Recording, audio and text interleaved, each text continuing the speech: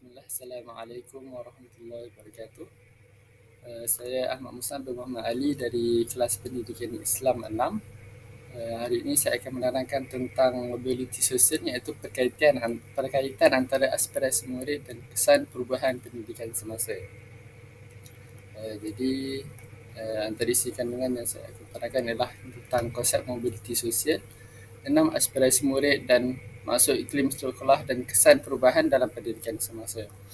Jadi maksud konsep mobiliti sosial di sini ialah mobiliti sosial ini adalah satu pergerakan individu atau kumpulan daripada satu kedudukan yang berbeza dan dia berubah daripada satu kepada satu tempat. Jadi di sini dalam hierarki stratifikasi sosial tu, individu atau kumpulan akan berubah kedudukan daripada satu tempat ke satu tempat yang lain, dan proses ini adalah daripada kedudukan yang lebih baik ataupun sebaliknya dalam sebuah masyarakat, dan berlaku antara generasi dan juga secara intergenerasi.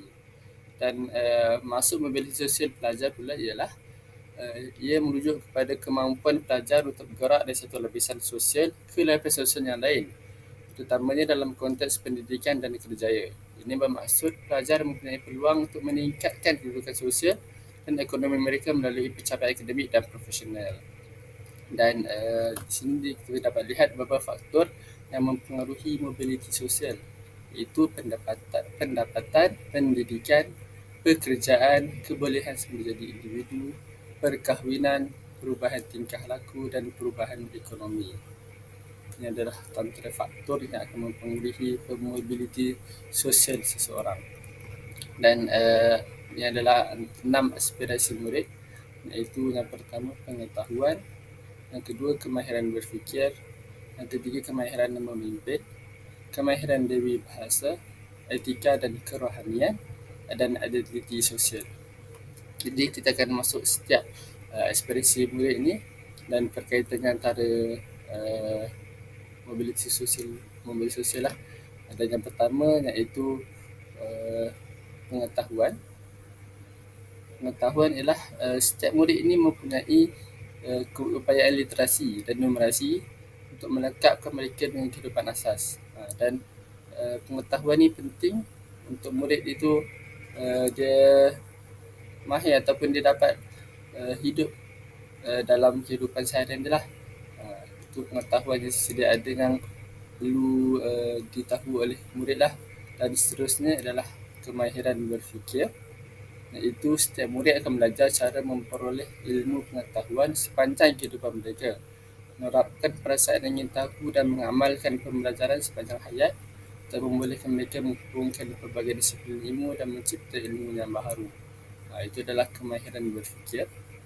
Dan seterusnya adalah kemahiran memimpin, iaitu kebolehan untuk memimpin dan bekerja dengan orang lain dengan berkesan adalah penting dalam konteks sistem pendidikan. Kepimpinan merangkumi 4 dimensi, iaitu keusahawanan, berdaya tahan, kecerdasan emosi dan kemahiran berkomunikasi dengan berkesan. Jadi itu adalah kemahiran memimpin dalam aspirasi murid. Dan seterusnya adalah kemahiran dewi bahasa, iaitu setiap kanak-kanak ini diberi peluang untuk menguasai bahasa Melayu, bahasa Malaysia sebagai bahasa kebangsaan dan juga bahasa Inggeris sebagai bahasa komunikasi antarabangsa. Jadi di dalam Malaysia kerajaan telah menetapkan bahawa bahasa Malaysia telah sebagai bahasa kebangsaan, dan di sekolah juga kita juga belajar bahasa Inggeris sebagai bahasa komunikasi antarabangsa. Seterusnya adalah etika dan kerohanian, iaitu setiap murid juga akan diberikan penekanan terhadap satu set prinsip, iaitu kerohanian, integriti dan tanggungjawab sivil. Dan yang terakhir adalah identiti nasional, iaitu rakyat Malaysia perlu mempunyai perasaan tidak berbelah bahagi tentang identiti nasional dan berpegang teguh dengan prinsip rukun negara. Jadi ini adalah aspirasi identiti nasional dalam aspirasi murid lah. Seterusnya tentang kepada iklim sekolah. Jadi iklim sekolah ni menurut Halvin Croft yang merupakan perintis dalam kajian iklim sekolah mengatakan bahawa iklim sekolah ini menggambarkan personaliti seorang individu sendiri dan bagaimana guru tersebut berusaha untuk mencapai tahap organisasi iklim sekolah berkenaan. Institusi pendidikan seharusnya mempunyai persekatan yang positif dan kondusif kerana kejayaan sebuah organisasi terletak di tangan pekerja yang mengerti itu. Jadi iklim sekolah ni kita dapat tengok daripada secara sekolah itu sendirilah. Kalau iklim sekolah ni adalah iklim yang positif, iklim yang memberi manfaat kepada murid, maka akan berkesanlah iklim sekolah itu. Dan seterusnya kita akan pergi kepada kesan perubahan pendidikan semasa daripada aspek aspirasi murid disebabkan oleh mobiliti sosial pelajar. Jadi yang pertama adalah kesan pengetahuan pendidikan dari aspek pengetahuan. Jadi yang pertama dia akan peningkatan literasi dan numerasi.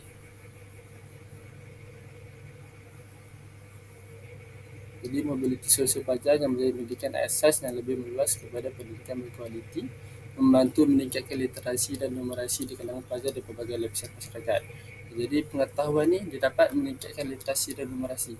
Jadi dengan aspek pengetahuan ni, pendidikan tu akan lebih berkualiti dah. Dan dia akan merangkumi semua lapisan pelajar. Jadi apabila mobiliti sosial berlaku, pengetahuan tu pendidikan tu kan lagi berkualiti lah. Dan kita dapat tengok daripada contohnya dalam peningkatan skor dalam pentaksiran antarabangsa trend pendidikan matematik dan sains, dan juga program Teams dan program penilaian murid antarabangsa itu bisa dapat membuktikan bahawa terdapat peningkatan skor lah. Dan seterusnya ialah kesan perubahan pendidikan dari aspek kemahiran berfikir. Jadi mobiliti sosial ni dia dapat pembangunan kemahiran kritikal dan kreatif. Jadi terdapat perubahan dalam pendidikan yang memberi penekanan kepada pembangunan kemahiran berfikir kritikal dan kreatif yang membawa kepada peningkatan kemampuan pelajar untuk menilai, menganalisis dan membuat keputusan secara kritis. Jadi mobiliti sosial pelajar ni dia akan menjadikan pelajar tu seorang yang berkemahiran dan dapat berfikir dengan kreatif dan kritikal. Dan benda ini akan membantu murid untuk dia lebih belajar, untuk lebih menguasai sesuatu ilmu. Dan dengan kemahiran berfikir ni, dia dapat meningkatkan kemampuan dia untuk dia nak menilai, untuk menganalisis dan membuat keputusan lah. Jadi itu antara kesan mobiliti sosial pelajar ni lah. Jadi kalau dia berubah dari sesuatu strategi sosial dalam masyarakat, dia akan mampu untuk berfikir kritikal dan kreatif lah. Seterusnya adalah kesan perubahan pendidikan dari aspek kemahiran berfikir. Jadi apabila mobil sosial ini berlaku, pembelajaran aktif dan kolaboratif akan berlaku lah. Dan perubahan dalam pendidikan tu akan menggalakkan pembelajaran aktif dan kolaboratif dan memberi peluang untuk belajar berinteraksi dengan idea-idea baru dan melibatkan diri dalam diskusi dan perbincangan yang merangsang pemikiran kritis. Jadi di sini kita dapat lihat bahawa mobiliti sosial ni dapat meningkatkan pelajar punya aktif dan kolaboratif tu sendiri. Dia dapat meningkatkan pelajar tu dia boleh mengemukakan idea-idea baru dan melibatkan dalam diskusi dan perbincangan. Dan seterusnya kita lihat kepada kemahiran berfikir lagi, di mana apabila seorang pelajar itu melakukan mobiliti sosial, dia akan ada peningkatan kemahiran inovatif. Jadi kemahiran inovatif dia akan berlaku peningkatan lah. Dan dalam pendidikan itu sendiri akan berlakulah inovasi dan kreativiti yang akan membantu murid ni untuk lebih baiklah, dan kemahiran berfikir inovatif murid ni akan meningkat. Jadi seterusnya adalah dari segi aspek kemahiran memimpin pula, di mana perubahan pendidikan ni akan menjadikan seorang murid itu menjadi pemimpin yang holistik, pembangunan kepimpinan yang holistik. Jadi di sini kita dapat lihat bahawa mobiliti sosial dapat melakukan perubahan dalam pendidikan dan membantu pembangunan kepimpinan holistik di kalangan pelajar. Dan ini merangkumi aspek seperti perlawanan daya tahan, kecerdasan emosi dan kemampuan berkomunikasi. Jadi uh, telah dia dapat menjadikan seorang pelajar tu seorang pemimpin yang holistik. Dan seterusnya adalah berlakunya kolaborasi dan kerjasama dalam kepimpinan. Jadi perubahan dalam pendidikan ini akan menggalakkan kerjasama dan kolaborasi di kalangan pelajar, membantu mereka memahami pentingnya bekerjasama dalam kepimpinan. Jadi apabila mobilisasi sosial itu berlaku, seorang murid itu akan berubah dan dia akan membantu mereka untuk memahami pentingnya bekerjasama dan ada kepimpinan itulah. Dan seterusnya dalam aspek kemahiran dewi bahasa pula. Jadi kat sini terkesannya adalah pemupukan keterampilan komunikasi antarabangsa. Jadi dengan mobiliti sosial, pelajar terdedah kepada persekitaran yang memerlukan komunikasi dalam pelbagai bahasa. Ini membantu mereka memupuk keterampilan komunikasi yang lebih luas dan berkesan. Jadi dengan mobiliti sosial ni, kita dapat menggunakan bahasa pelbagai lah. Bahasa Inggeris, bahasa Melayu, bahasa yang apa orang kata bahasa ketiga iaitu seperti bahasa Chinese, bahasa Mandarin, bahasa France, bahasa Arab dan sebagainya lah. Dan bagi aspek etika dan kerohanian pula, antara kesan adalah peningkatan kesedaran daripada aspek etika. Jadi budaya sosial ini akan menjadikan pelajar itu memahami nilai-nilai moral yang penting dalam kehidupan seperti integriti, kejujuran dan rasa tanggungjawab terhadap diri sendiri dan masyarakat. Jadi itu antara orang kata kesan budaya aspek etika dan kerohanian. Dan yang kedua, kesan juga daripada aspek etika dan kerohanian adalah peningkatan kesedaran daripada aspek kerohanian. Iaitu apabila murid melakukan mobiliti sosial, dia akan menjadikan seorang murid itu memahami dan mengamalkan nilai-nilai spiritual atau agama yang membentuk asas kepercayaan dan tindakan mereka. Jadi itu antara kesan perubahan pendidikan dari aspek etika dan kerohanian.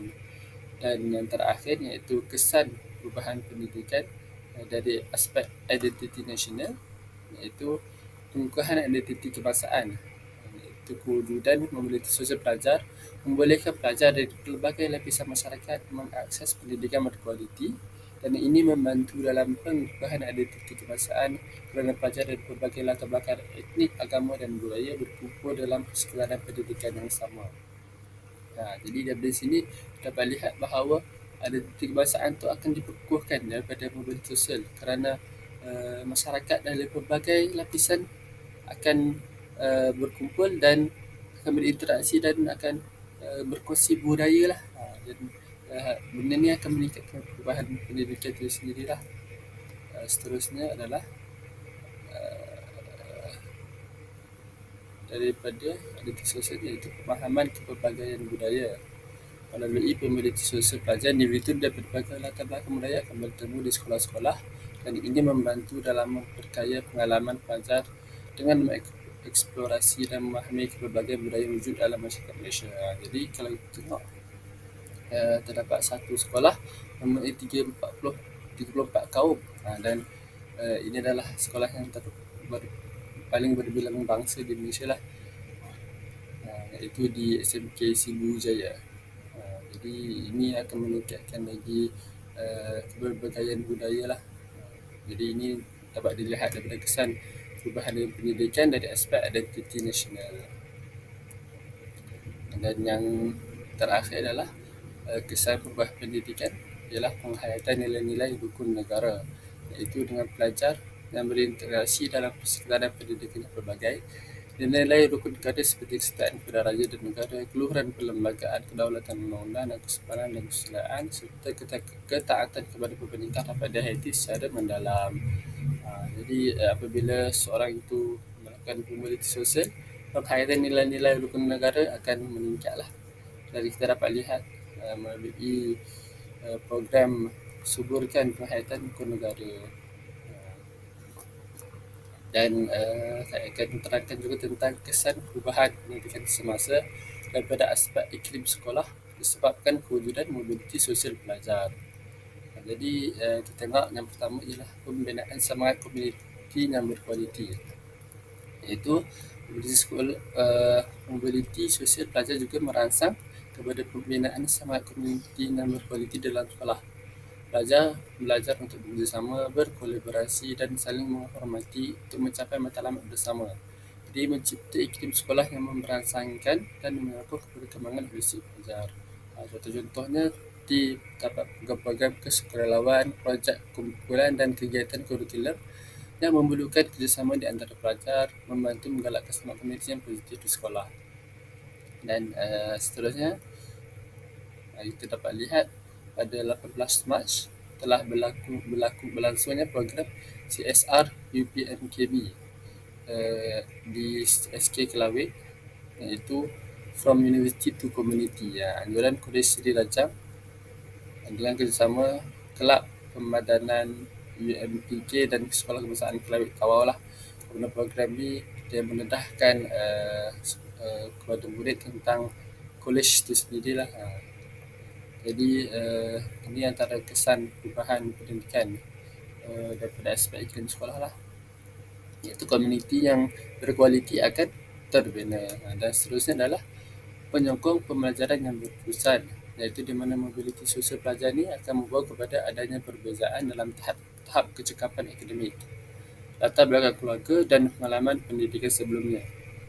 Ini mewujudkan iklim sekolah yang menyokong pembelajaran yang berterusan di mana pelajar berselesa untuk mencari bantuan dan sokongan bila diperlukan.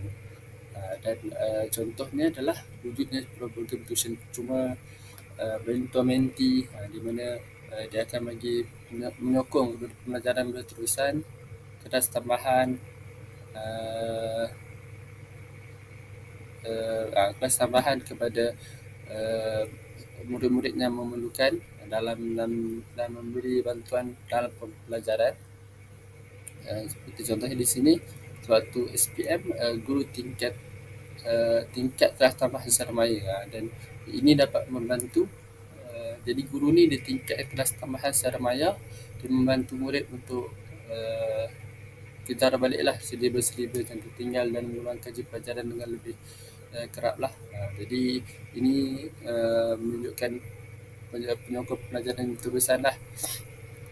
Dan seterusnya adalah pengiktirafan dan penghargaan yang adil, di mana mobiliti sosial pelajar ini mendorong kepada pengiktirafan dan penghargaan yang adil secara pencapaian terhadap pencapaian dan usaha pelajar dari semua lapisan masyarakat. Ini membina iklim sekolah yang adil, meritokratik, di mana semua pelajar diberi peluang untuk berkembang dan mencapai potensi mereka. Contohnya wujudnya program-program. Ini contohnya tadilah, tapi kita dapat lihat bahawa terdapat majlis anugerah untuk raih pelajar cemerlang. Jadi iktirafan dan penghargaan ni kita dapat lihat untuk kita nak hargailah pencapaian murid dan usaha ni, tak kisahlah dari pelbagai lapisan masyarakat. Dan ini akan wujudkan iklim sekolah yang adil lah, dan murid-murid akan berusaha untuk belajar untuk mencapai pencapaian yang baik untuk mereka diiktiraflah dan diberi penghargaan lah. Jadi itu akan memberi semangat kepada murid lah. Dan kesimpulannya adalah dengan adanya mobiliti sosial pelajar ni, pendidikan semasa akan memberi kesan positif terhadap iklim sekolah dan mencipta persekitaran yang kaya, inklusif dan menyokong pembelajaran dan perkembangan holistik pelajar. Dan ini akan membina kepercayaan diri, semangat komuniti dan penghargaan terhadap kepelbagaian dalam kalangan pelajar. Jadi mobiliti sosial ni secara tidak langsung akan mendatangkan kesan yang positif terhadap iklim sekolah itu sendiri, dan akan wujudkan persekitaran yang kaya lah, dan berkesan lah untuk murid-murid di sekolah. Dan ini adalah beberapa rujukan saya. Jadi di sini kita dapat lihat balik bahawa terdapat pelbagai kesan lah mobiliti sosial ni terhadap dia punya kesan kepada pendidikan.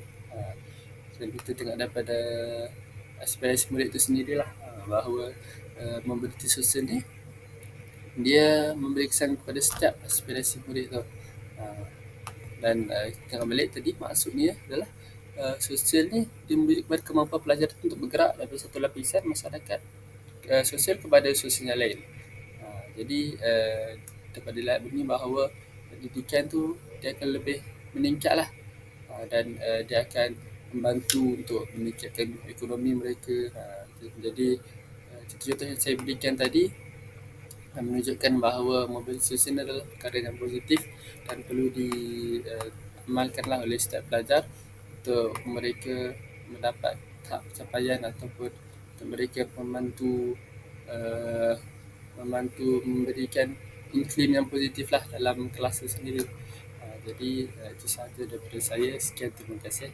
Assalamualaikum warahmatullahi wabarakatuh.